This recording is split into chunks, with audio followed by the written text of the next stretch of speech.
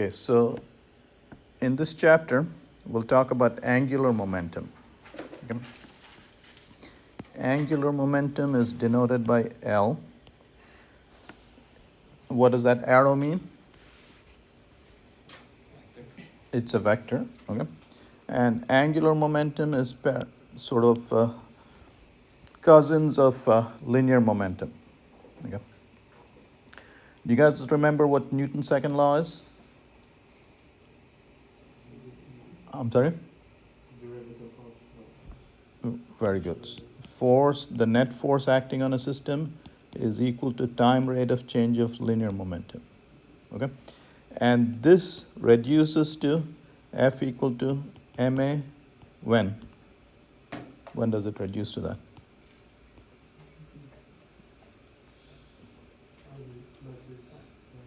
Very good. When the mass is constant, when dm by dt is 0. Okay? So when you're not talking about rockets, for instance. Okay? So similarly, we will learn that Newton's second law for rotational motion, which you've sort of seen before, forces get replaced by torques, and linear momentum will get replaced by angular momentum, which is what we're going to study today. Okay? Is dl by dt. Okay, so this is Newton's second law for rotational motion. Okay? And this, do you guys remember what is the parallel of mass in rotational motion? Very good, very good. And when di by dt is 0, okay, this reduces to torque is I times alpha. When this guy is not changing, this guy reduces to that. Just like this equation reduced to this when mass was not changing. Okay, so there's an exact parallel. Okay, and that's what we're going to study in this chapter. All right. Now, did you guys understand that? So we are going to go over all of that over the next 34 slides.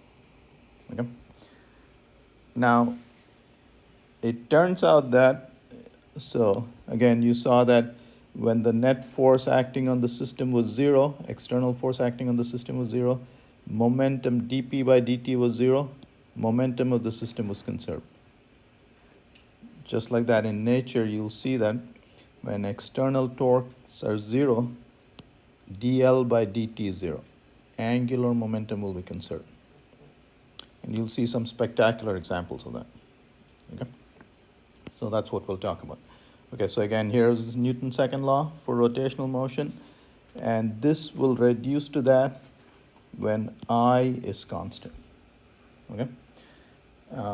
And when does I change? For instance, a spinning skater, when they bring their arms in, then I reduces. Anyway, I changes. Okay? And so, all right, so we'll see examples of that. All right, so that's what we're going to talk about, angular momentum today. Yeah. But first we'll talk about a sort of a related thing, but a subject by itself. We'll talk about rolling motion. Okay? And you deal with this all the time. Your car wheels are rolling when you drive your car. Okay? And that's a good thing, because if they spin, then you're not going anywhere, right? So, and you'll see that rolling is a sum of pure translation plus pure rotation. Okay? So this is what you studied the first 9 chapters. You studied this, the 10th chapter. And so in chapter 11, we'll combine the two. Okay? So we'll start off by looking at that. Okay?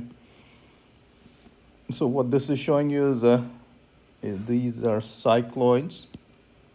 Okay? And the way you can generate those is, okay, so if you take a wheel, bicycle wheel, like this, put a light over there, and if the bicycle wheel rolls without slipping at constant velocity, if the bicycle wheel moves at constant velocity, then it'll trace these curves. Those are called cycloids. Okay? And you see that's the axle of the bicycle wheel the green line. Okay. All right, so what is this diagram showing you? So this is the wheel, and if this wheel is moving at constant velocity, okay, so if this wheel is moving at constant velocity, every point on the wheel has the same velocity. Okay, this is pure translational motion. And when this is happening, you can treat this object as a point object. Okay?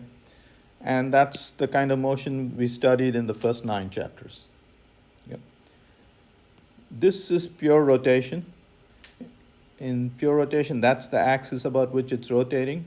And you see opposite points have opposite velocities. Okay? So points that are equidistant from the axis on opposite sides, they have opposite velocities. Okay, so if this wheel is rotating this way, this point has an instantaneous velocity in this direction, and that point has an instantaneous velocity in this direction. Okay? So here is pure rotation that you studied in chapter 10. Okay. Now let's do the following. Now we'll combine these two motions. Okay, what does combining these two motions mean? What we mean is we'll take the velocity of every point and add them up. So this is pure translation, this is pure rotation. We'll take this velocity and that velocity, add them up, and you get this velocity. You take this velocity and this velocity, you get that velocity. This plus this gives you 0. And this is rolling motion without slipping. So this is what happens to your car tires when it's rolling without slipping. Okay, so the point that's in contact with the ground is instantaneously at rest. Okay, there's the velocity of the center of mass of the wheel, and there's the velocity of the top point on the rim. Okay, so pure rolling without slipping is a combination of translation and rotation. Okay, and in fact, so in a few slides, we'll show you that the kinetic energy of this guy is this kinetic energy plus this kinetic energy. Okay? This is pure translational kinetic energy, which is 1/2 mv squared. And this is pure rotational kinetic energy, which is 1/2 I omega squared. Okay? So this kinetic energy is the sum of those two. Yep. So rolling without slipping is a combination of rotation and translation. Yeah. So as soon as you have a little slip, then this won't be valid. Okay. As soon as you have a little slip, what happens? You have more translational energy than rotational energy. Okay. More translational energy than pure rolling. All right, so now let's introduce a few formulas related to that. So let's say here's a wheel that is rolling, okay? And when it's rolling, so this point is momentarily at rest, okay? When the wheel rolls through an angle theta, okay, it has traveled this distance, s, okay? The center of mass is moved there, okay? And it has rolled up to that point. The distance it has rolled, s, is equal to r, the radius of the wheel, times theta, the angle through which it's rotated. Okay? So the distance the wheel has traveled is r times s, r times theta. And in this formula, theta is in what units? Radians. Okay? So theta is in radians. So in a lot of what you study, whenever you relate linear quantities to radial quantities, this will always be in radians. Okay? So that's the distance the wheel traveled, that's the angle through which it rotated. Okay, now you can take a time derivative of that, that'll give you the velocity of the wheel. Okay, rate of change of this rate at which the distance is covered gives you the velocity of the wheel. Okay, r, the radius of the wheel is constant, so that comes out, and d theta by dt is the rotational velocity, angular velocity of the wheel. So the center of mass velocity is the radius of the wheel times omega.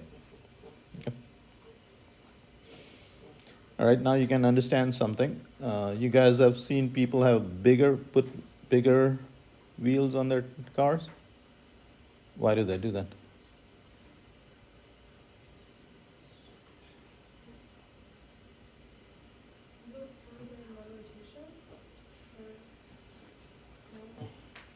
Yeah, that is true.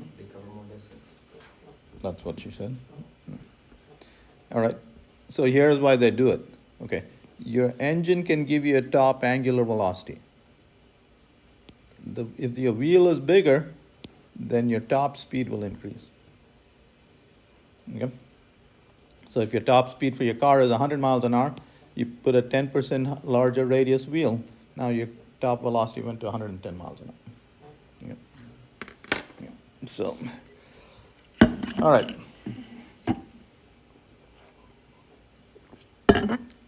Again, take a time derivative of that, you get the acceleration of the center of mass.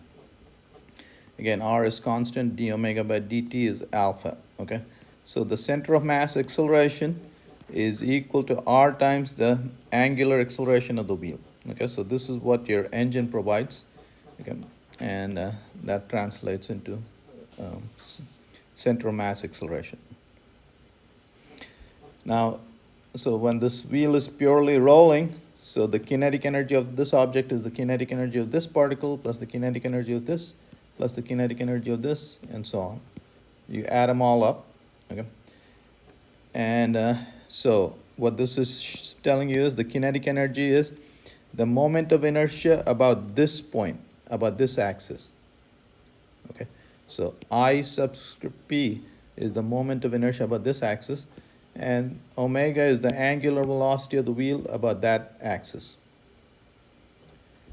And then you can use the parallel axis theorem and write IP, the moment of inertia about this axis is written as the moment of inertia of this axis plus mass times r squared. Okay? This is using the parallel axis theorem. So the moment of inertia about this axis is equal to this moment of inertia plus mr squared. Okay, and so this is this times that is that term. That's pure. This term is the pure rotational energy term. Okay, that's that kinetic energy term. Okay.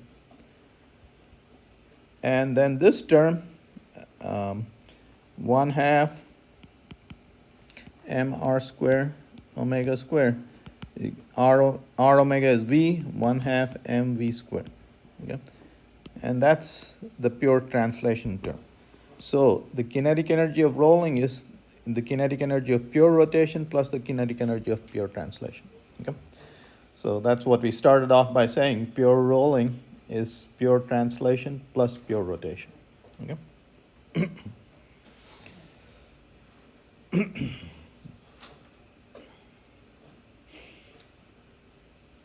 Now, most people don't know this. So, when you accelerate in your car, what is it that's applying the force on your car? What makes your car accelerate? Friction. Friction, very good. Okay, so what your engine does is it tries to, well, it gives your wheels angular acceleration. So it's giving it angular acceleration. Okay? This wheel wants to rotate, and what the road is doing is it's preventing this wheel from slipping. If the wheel slips, then you're not going anywhere. Okay? So if it doesn't slip, then there's a static friction force that's preventing it from slipping. Okay? And this is the only thing that's in contact with the car. And so that static friction force is what's accelerating the car. So greater the static friction force, greater will your acceleration be. Okay? So now you know in drag racing why they burn their wheels. The wheels get warm and sticky, and this static friction force can be large. So the quarter miler, you can accelerate faster. Okay? Go ahead. I just have a question for the friction force. Mhm. I know that it's always opposite in the direction, right? Yeah. For this case, is it like the same direction of the motion? Okay, so good question. Okay, so what is the car trying to do? The engine is trying to rotate the wheel this way. What is this, which direction is this point trying to move? In that direction. And the friction force is preventing it from moving in that direction. So if the friction force was not there, that point would move in this direction. So if you were on ice, you would just slip. Okay. All right, so it's the static friction force that gives you the acceleration. Okay? So if you want this to be greater, you want this to be greater. Okay? And in drag racing, of course, they want it to be maximum.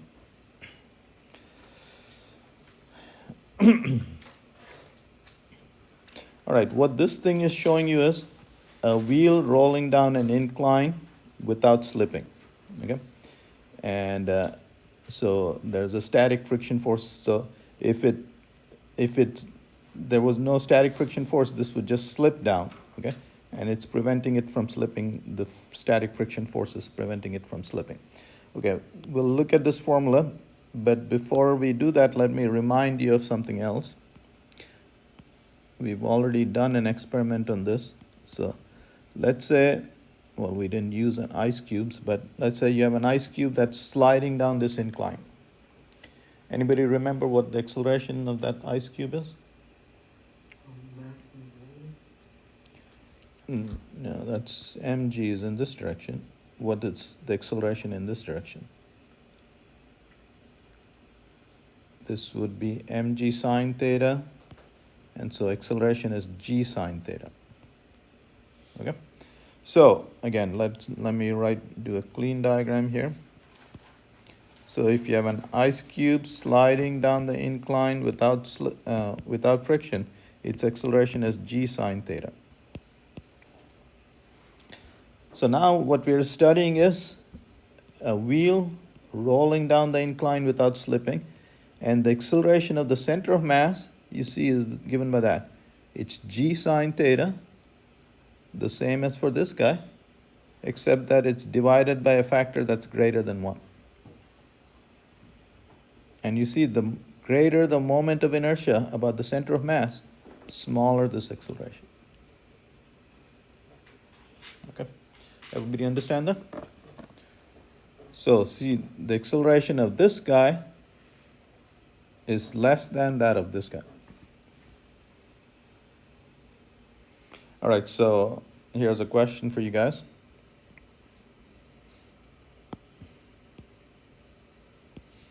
What we're going to do is we're going to take a wheel and we're going to take an ice cube and we're going to let go at the same time from the same height.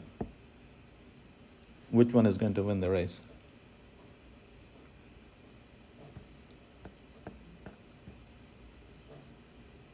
In the cube. It's got a greater acceleration, okay? And it'll cover the distance faster. Okay? Now we'll extend this. Now instead of a cube, we'll put another wheel, okay? And now so here are 3 objects. They all have the same radii. And the mass doesn't factor. They have the same mass if you want, okay? So this is a solid sphere, this is a disk, this is a ring. So now this is a little harder to answer, okay? Which one of these guys will win the race? Okay. Huh? The ring. Okay, so let's look at this. Okay, the one with the greatest acceleration will win the race. So the one with the greatest acceleration is the one with the least moment of inertia will win. Okay, did you guys understand that? Okay, so this guy moment of inertia is 1/2 m inner radius square plus outer radius square. Okay, so outer radius is the same for everybody. So for this guy, for the disk, the moment of inertia is 1/2 m outer radius square. Okay, So this guy has a greater moment of inertia than that. Okay? And for this guy, I believe it's 2/5 mr squared. Okay, for a bowling ball. So 2/5 is smaller than this, so this guy will win the race. Okay. This guy will be second, and this guy will be third.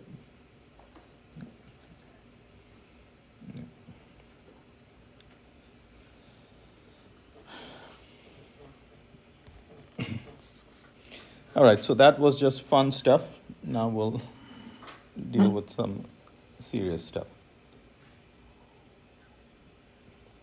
Okay, so you saw that forces cause linear acceleration, give you linear acceleration, and we learned that torques give you angular acceleration. Okay. So how do we define torque? We already did this last time, but torque is denoted by tau. Okay, so this letter is okay. And okay, so you calculate the torque about some point. Okay. For a given force, you can calculate the torque about any point. Okay. Now you generally will calculate it about the axis of rotation, but you can calculate it about any point. Okay. So the torque is the r vector to the position to the point at which you're applying the force, crossed with the force. Okay. And so if you extend this, r can be written like that. Okay. So this is r. Okay. And r cross f. So use your right hand rule. Turn your fingers from the first vector to the second vector, and your thumb points in the direction of the torque. Okay. So r cross f, the torque points in that direction. Okay. The cross product is perpendicular to the plane containing the two vectors. So there is the cross product. Okay. So there is torque. Okay. And so the magnitude of the torque is given by this formula, r f sine phi, where phi is this angle. Okay. So if you apply a force in this direction, if you apply a force in the direction parallel to r, what will be the torque?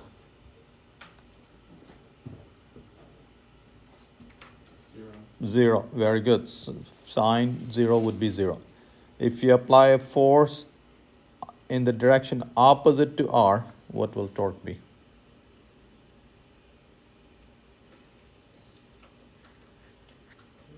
0. Sine 180 is 0. Okay. So that's why if this is the axis of rotation, and if you apply a force in this direction, that guy is not going to rotate. If you push in that direction, that guy is not going to rotate. Okay. So for the same force, what is the most effective direction for applying the force? It'll be perpendicular to r. Okay. All right. So that's torque. We'll define angular momentum now. Angular momentum is defined similarly. Okay. Again, angular momentum is defined about any point. You can define it about any point. And so we'll generally calculate it about a point through which the axis is going. Okay. And so if this is the velocity of this object, the angular momentum of this object is r cross its linear momentum. Okay. So r cross p is m times v. Okay. So there's angular momentum. And then if you wanted the angular momentum of the whole object, then you would sum it up over all the little pieces. Okay. And again, so the rule is the same for a rigid object.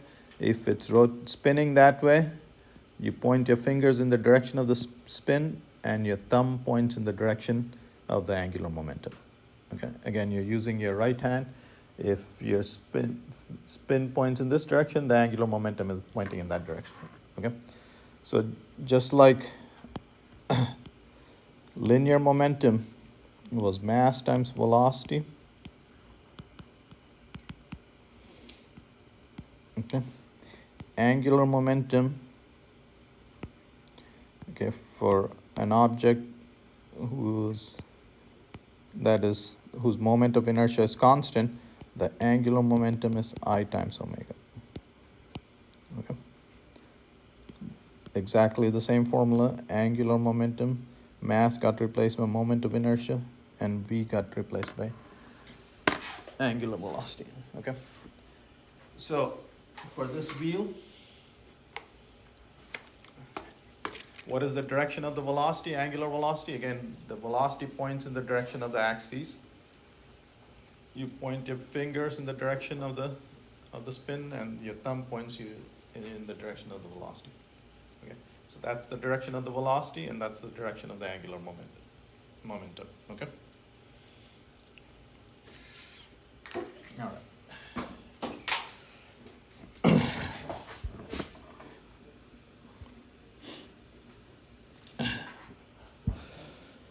So again, now we are going to introduce Newton's second law. So this was Newton's second law for linear motion, and here is the parallel for angular motion. So here is the net torque is equal to rate of change of angular momentum of the object. Okay? And this goes through the proof for a point particle. Okay, so here is the origin, and here's a point particle. You apply a force on it. Okay, and so R cross net force is the net torque. R cross F is torque. But what does the force do? It gives you a time rate of change of linear momentum. Okay, and now here's what we'll do. We'll use a little trick to prove this. What is A cross A? What is the cross product of a vector with itself? I'm sorry? Very good, 0. So we're going to use that little trick. So R cross dP by dt plus, so what we're going to say is, right, d by dt of R cross P equal to, so this guy, time rate of change of this guy, okay, is equal to, from the chain rule, it's that plus dr by dt cross P.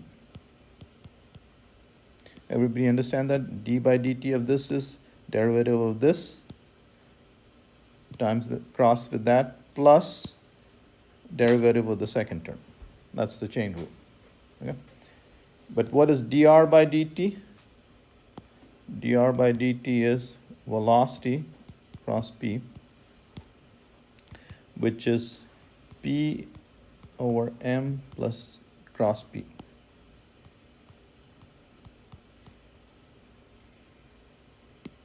Okay, so dr by dt was velocity. Velocity is momentum divided by that. But this guy is 0. So you can add this term to that term since it's 0. So identically 0. And so this is equal to that. Okay, so this is equal to that. But that's nothing but the angular momentum. So the net torque acting on a system is time rate of change of angular momentum. Okay, so there's your Newton's second law. So the parallel of this equation is torque is equal to time rate of change of angular momentum. What's that last term? With Cross product? I'm sorry, is that? this one, Yes. velocity of an object, the velocity of that object is its momentum divided by mass. P, and then P cross P is 0. Oh, I gotcha. Okay. So what we are saying is this term is 0. Mm. And so that's why we got to add it for free. Mm. Yeah.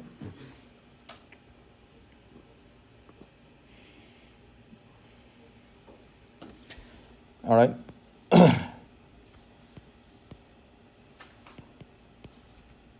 So we saw this again. This is Newton's second law.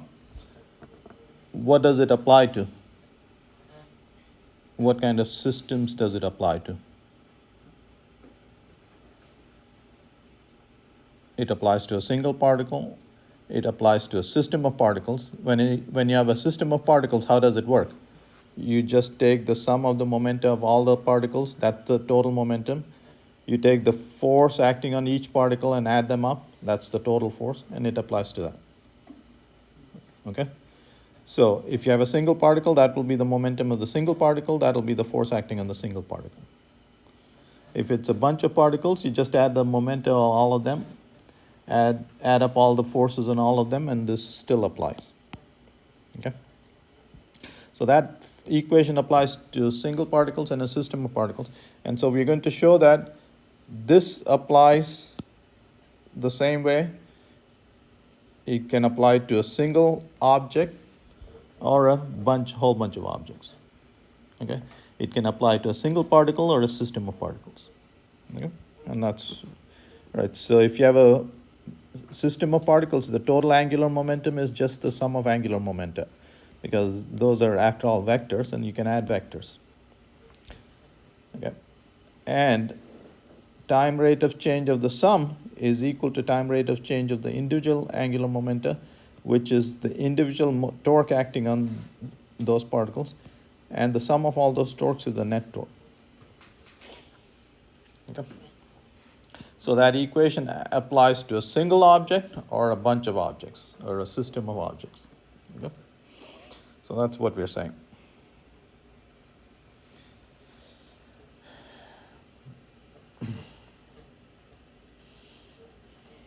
Right. Again, everything that you saw for linear motion, we're going to apply for, show that for rotational motion. Okay. So what is this saying? The net force on an object or a system of particles is the internal forces acting on the object plus the external forces. And we saw that internal forces always add up to zero because of Newton's third law. For every action, there's an equal and opposite reaction. Okay? And so the net force acting on a system is always equal to the external force acting on a system. Okay? Similarly, you can show that the net torque acting on a system is due, the torques due to internal forces plus the torques due to external forces. Okay? And the internal forces, according to Newton's law, if there is that force, then there is an equal and opposite force. And so the torque of this guy will cancel the torque of this guy. Okay, so that always adds up to zero. Okay? So the net torque acting on a system is always equal to the external torque. Okay? And you'll see that oftentimes in nature you encounter random forces. Okay? And those random forces will never have a torque. Okay? They'll be equally acting on either side of the center of mass of the object. Okay? So in nature, external torques will be always zero. So you'll see spectacular examples of conservation of angular momentum. L will be constant. Okay. And we'll talk about that. And I'll show you a couple of demonstrations that will sort of blow your mind. Okay.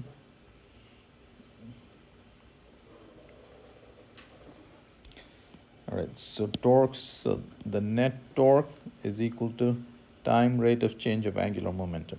Okay. Now what this is saying is both torques and angular momentum depend on the choice of origin. Okay. So you can calculate the torque of this force about that point, you can calculate the torque of this force about that point. Okay, so the torque will depend about what point you're calculating the torque. Okay. But this equation is valid as long as you're calculating the torque and the angular momentum about the same point. Okay? So you can't calculate the torque about one point and angular momentum about another point, and then this equation won't be right. Okay? So, however, the relationship between torque and angular momentum is independent of the choice of the origin. Okay? And for an axis passing through the center of mass, if you're calculating torques about the center of mass, external torque acting on the system equals the time rate of change of angular momentum, okay, regardless of whether the object is accelerating or not. Okay. So if you're calculating about the center of mass, this guy is always true.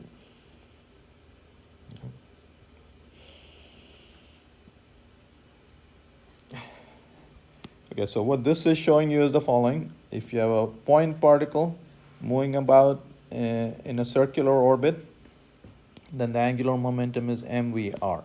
Okay. So this happens, so for instance, for planets going around the sun, their orbits are almost circular, okay? And you can calculate their angular momentum is just the mass times speed times their orbital radius. Okay. So for a point particle going in a circular orbit, m is that. L is mvr. So here's a rotating rigid object. So here's a disk that is rotating.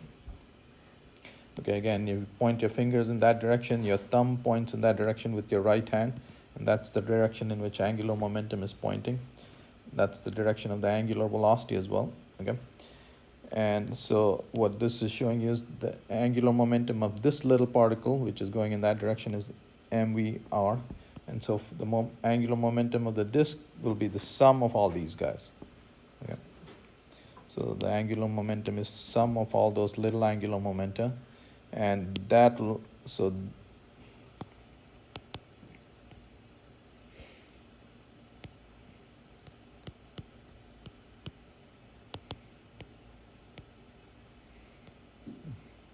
vi is ri omega, so mri square omega, which is I omega.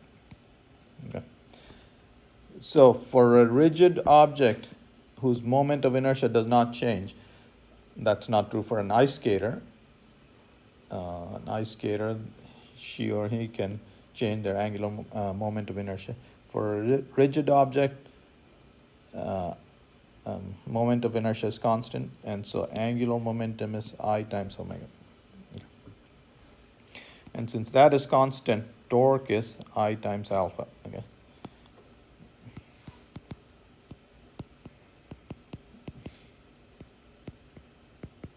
I omega, and I is constant, so I comes out d omega by dt, which is I times alpha.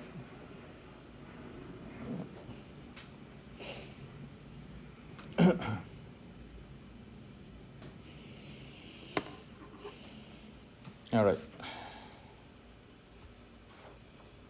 So let me show you something now. Okay. So we'll see precession. Okay, so let's use this wheel.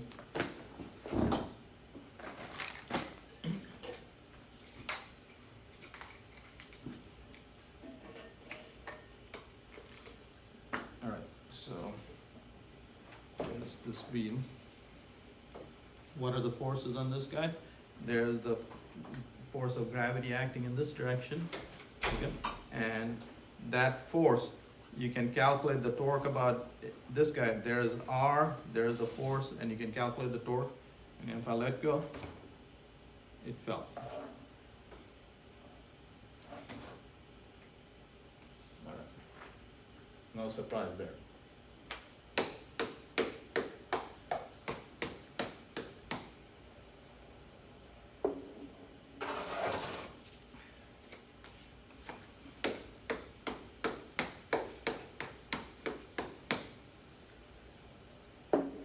So now the same torque is making it precess. Okay. So what does torque do?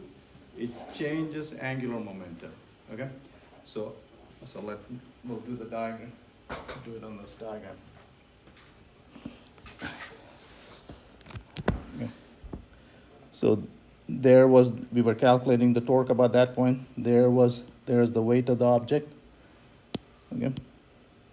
So there was the external force acting on it.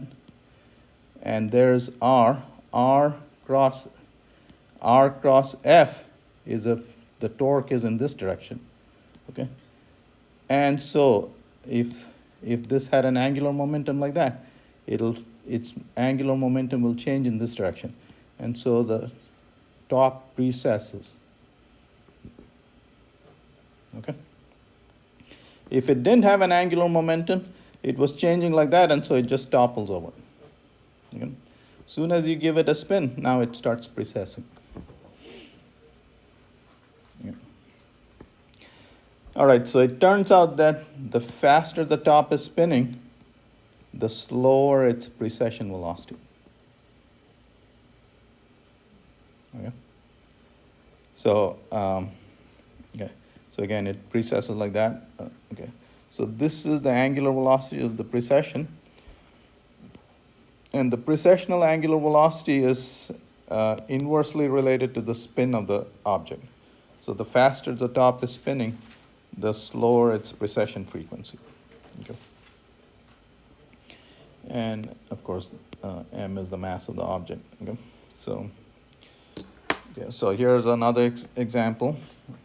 Another demo which is kind of cool. The same thing, except that. Okay, so I'll let go of this. What will happen? Nothing falls. No big deal. Everybody understands that.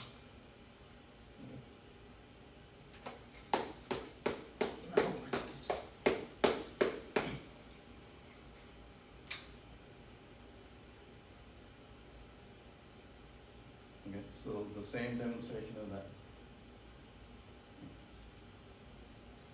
Again, the weight acting like that, the torque is making the angular momentum precess like this.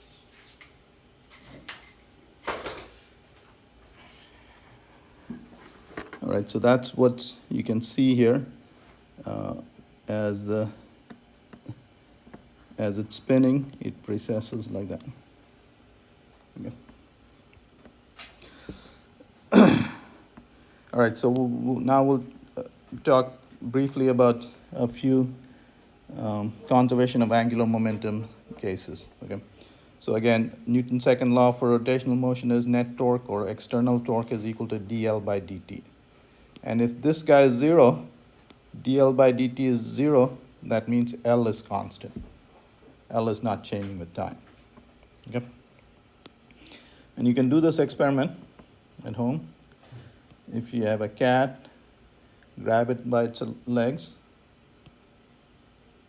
Have you done it? No. Right? And you drop the cat, and it'll always land on its feet. And that's assuming you drop it from more than 3 feet. All right, so what's going on? Okay, so there was the cat facing upward. Now it's facing downward would mean that it's turned around. Okay. The force of gravity was acting through its center of mass. External torque was 0 about the center of mass. So how did it land on its feet? Okay, so its total angular momentum should be 0 through the entire thing. Since the external torque was 0, it had 0 angular momentum to begin with. So, but all cats have taken physics courses. So what they do is they turn their tails one way and their body turns the other way. Okay, so the idea is the following. Right. So if this is the cat and this is the tail, okay, you drop it, it can choose to fall like that and land on its back, or you spin your tail and your body spins the other way. Okay. And then you can choose to land on your feet.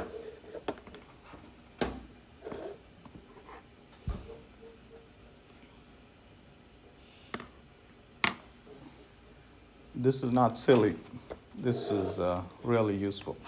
So let's say you have a satellite like that up there, 500 miles, and you want to turn it.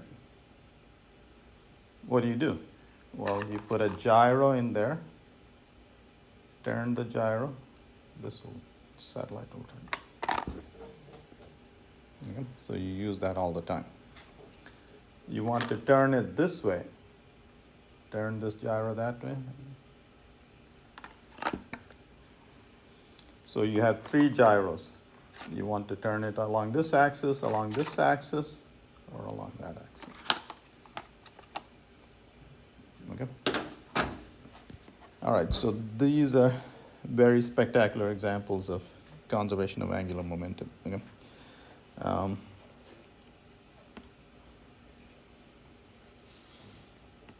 We don't have a spinning chair. All right, I'll show you a demo in lab. Okay. So why do we throw a football with a spin? Why do you throw a football with a spin? Is it easier to catch? Why is it easier to catch? That is true, but why is it easier to catch? It stays on its axis. Hmm? It stays on its axis. That's why it's easier to catch. And so why? All right, so if the wind is blowing like this, if the orientation of the football changes, if it's wobbly, the drag forces will change. Okay? And if the drag forces are changing, you don't know if it's going there, there, or there. Even though there's a supercomputer attached to your shoulders, when the drag forces are randomly changing, then it's harder to calculate where it'll land. Now, on the other hand, if you can maintain an orientation and you have drag forces, your supercomputer can calculate where it'll end up landing. But how do you maintain its orientation? You give it a spin. You give it a spin, and these random forces will not be able to change this angular momentum. Okay? So that's why you give it a spin. Okay? And so now the drag forces are steady. Okay? And that supercomputer attached to your head can tell where the ball will land. This is a fun thing to do now. It's spring break, so some of you will go to the beach and stuff. Take a frisbee there. On a windy day, throw a frisbee with a spin, and it'll maintain its orientation, no matter how windy it is. Yep. Okay, so here's an example where the moment of inertia is changing. Okay, so the further mass is from the axis of rotation, the greater the moment of inertia. Okay, so when you go from this configuration to that configuration, the moment of inertia decreases and angular momentum increases, angular velocity increases. Okay, and I'll show this to you in lab. Okay, in this situation, so here's the merry-go-round, and what will happen if this guy standing in the merry-go-round walks towards the axis? What will happen?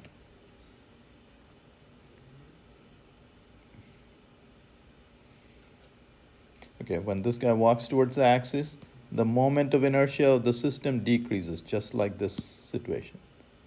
Okay, so the moment of inertia will decrease and omega will increase. Okay.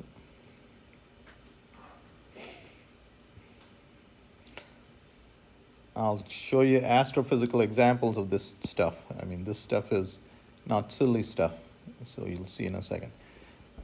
I'll show this to you in lab. Do we have a chair? All right, actually, I'll go get a chair from lab.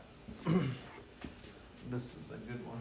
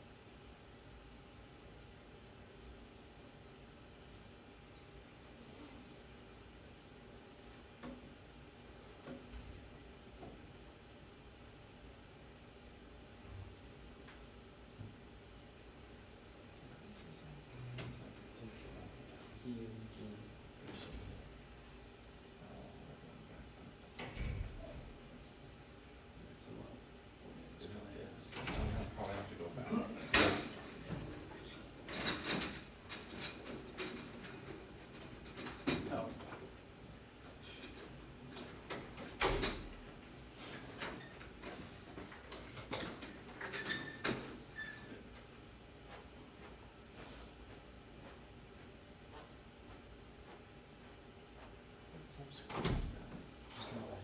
Oh, Yeah. is that a negative? No, it's just the dot in my eyes. Got it. It's mean saying this. Mm-hmm. Add some flavor to the notes, yeah? Yeah. Appreciate it. Pretty different.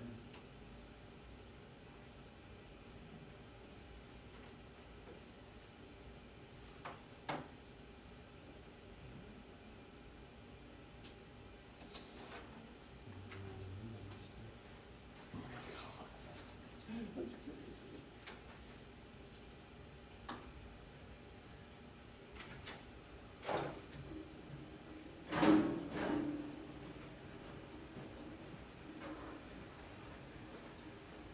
Right, so I like this demonstration. Anybody want to try this? Yes, stand on this thing and try and spin. Anybody want to try that? Okay, so if it's on flat ground, you shouldn't be able to spin. Okay.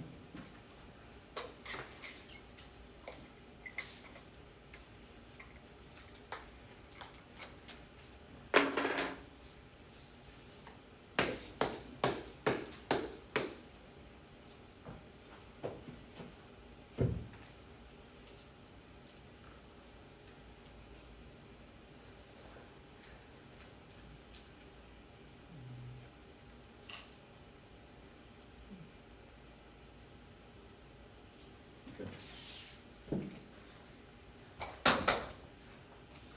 So anybody explain that and I'll buy you a drink.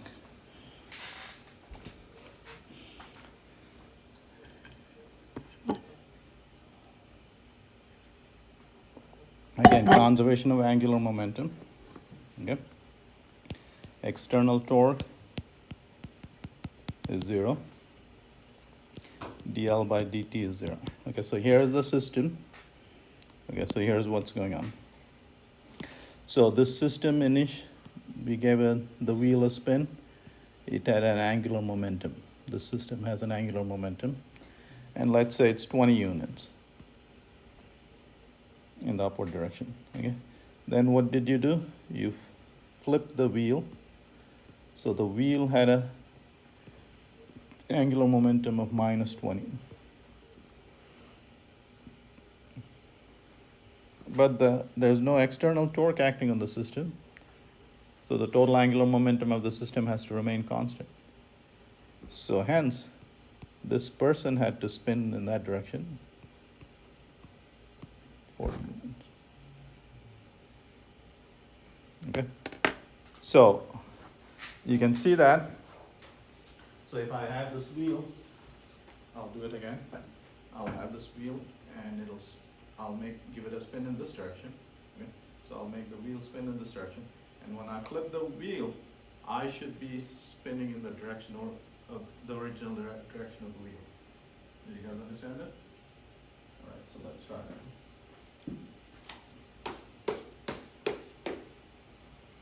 Okay, so there's the momentum. Okay.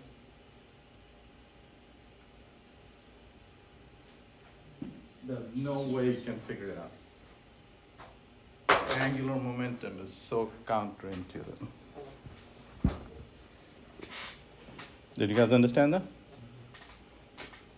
Yes? No? A little bit. Mm-hmm. So here's another example. All right, so this diver jumps off, and you have seen these events. Okay, in some events, before this person hits the water, in some events you have to spin twice and hit the water. In other times you have to spin 3 times before you hit the water. How do you do that? Same platform.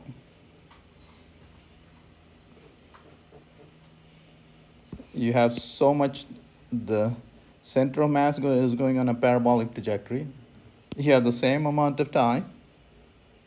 Sometimes you're spinning twice before you hit the water, other times you're spinning 3 times.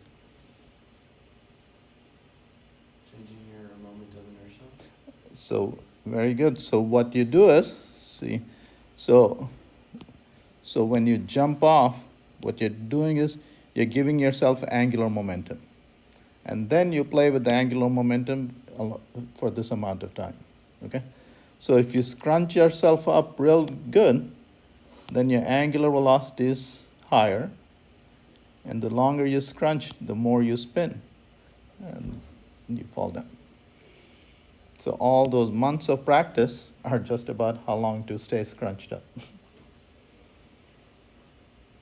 Yep.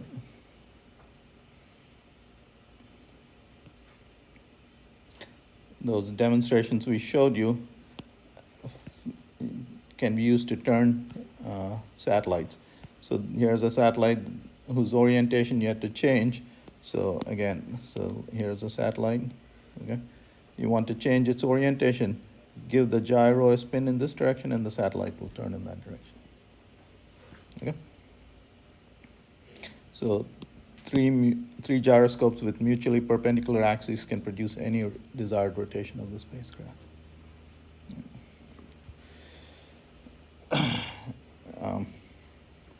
Angular momentum is very spectacular.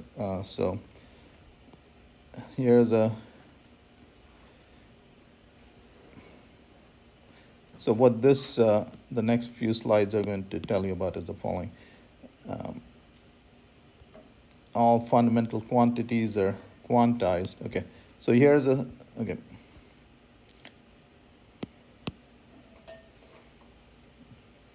Okay, so here's a wheel. At what rate can I spin it? I'm sorry? I can spin it at any rate, right? Can I give it 3.145 radians per second? 3.1567 radians per second? So we believe that we can give it a continuous value of angular momentum. Okay?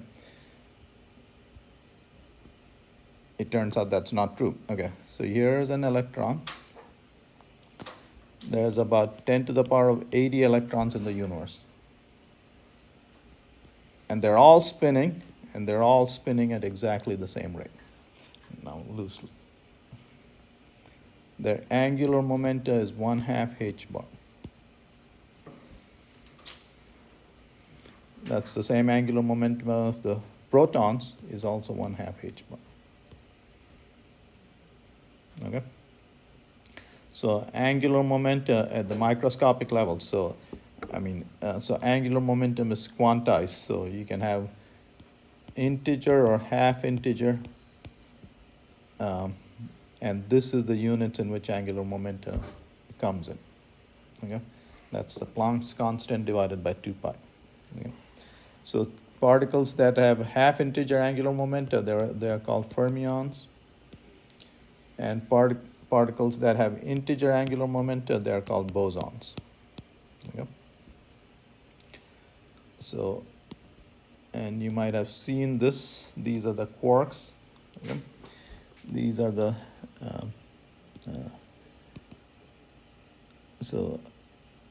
and these are the leptons. These are their corresponding neutrinos. So electron, muon, tauon. These are the only stable guys. Okay? Anything made of these and these guys decay eventually to these guys. Okay, so neutrons and protons are made of these guys. These are the force particles. Okay, you might have seen these diagrams in one of the talks some of the talks that we've been to. Okay, the first one. Okay. So these are the only stable particles. Okay, so this is the electron neutrino. That's the muon neutrino. And that's the tau neutrino. Right now, these guys, there's 100 trillion of these going through your body every second without doing you any harm. Okay. Those are produced in the sun. Okay. So there is the fundamental unit of angular momentum. In your chemistry classes, you learn that electrons are allowed in various orbitals. And these orbitals are, okay, the angular momentum is nh bar. In the first orbital, that is n. In the second orbital, n is 2, and so on. Okay, and so that's what quantizes the orbital. Okay. So our solar system formed from a cloud like this, okay, which was slowly spinning. Okay, so this was 5 billion years ago. It had a certain amount of angular momentum, and that angular momentum has remained constant for the entire 5 billion years. Okay.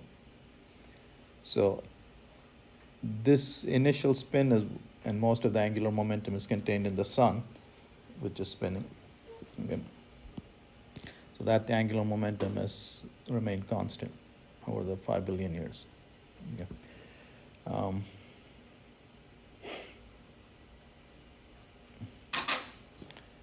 Here is a pretty spectacular example again. So you saw that if you apply a torque to a spinning object, okay, so here's a torque, here's a spinning object, you apply a torque and it precesses.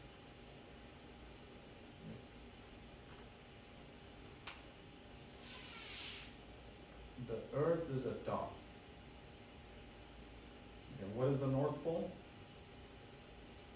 The North Pole is the star right above the Earth's axis. Okay? So when the Earth rotates, it feels like the sky is spinning that way. So the only object that's not moving in the sky is the North Star. Okay? Now, does the Earth's axis precess? Does it do that? What do you need to do that? You need a torque to be able to do that. Okay. So if the Earth were a perfect sphere, it wouldn't precess. Okay. It turns out that the gravity of the moon and the sun acts, there's a torque due to their gravity, gravitational force, and the Earth precesses. Precessing ever so slowly. It's precessing once every 26,000 years. How do we know this? Okay, so if this is the North Star today, in 13,000 years, that'll be the North Star. Right? So the Iraqi people were very good astronomers.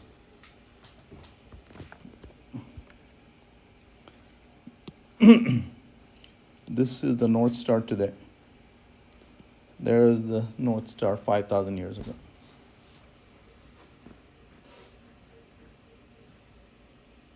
Okay. So you complete the circle and it precesses once in 26,000 years. Well, what does that do? Okay, so let's say, so we are in the northern hemisphere. In the summer, so this would be December 21st. In the winter, our axis is tilted away. You don't get as much sunlight and it's cold. Okay. And so this is December. That'll be June.